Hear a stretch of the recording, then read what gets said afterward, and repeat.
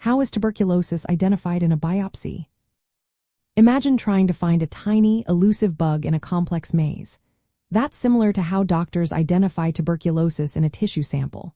When tuberculosis is suspected outside the lungs, a biopsy can be a crucial step. The process starts with taking a small piece of tissue or fluid from the affected area, such as a lymph node, skin, or other organs. This tissue then undergoes several tests to confirm if tuberculosis bacteria are present. The first step is histopathology. A pathologist examines the tissue under a microscope looking for specific signs of tuberculosis infection. These signs include granulomas, which are organized clusters of immune cells trying to contain the bacteria.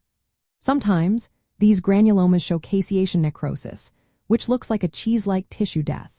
The pathologist may also use special stains to try to directly see acid-fast bacilli, the bacteria that cause tuberculosis.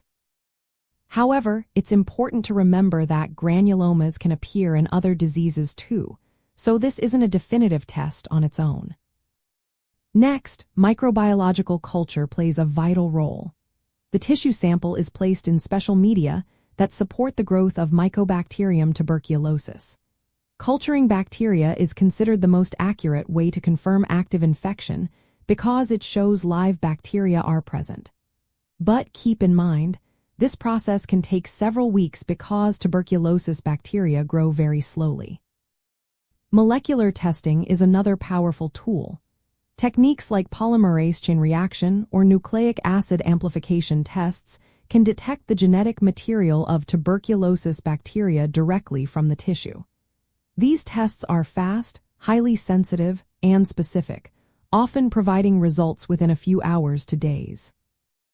Using molecular tests alongside histology and culture increases the chances of an accurate diagnosis, especially in cases where bacteria are hard to find or grow. Combining all these methods, histopathology, culture, and molecular testing, gives a comprehensive picture. This combined approach is especially important for diagnosing extrapulmonary tuberculosis, which affects areas outside the lungs where sputum tests might not be helpful. Biopsy results, in conjunction with clinical evaluation and imaging studies, help doctors make a confident diagnosis and plan effective treatment.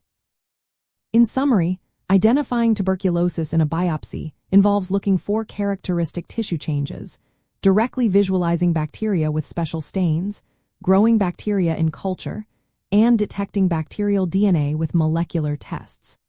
This thorough process helps ensure accurate diagnosis and appropriate care. Always remember, if tuberculosis is suspected, consulting healthcare professionals for personalized testing and treatment is essential.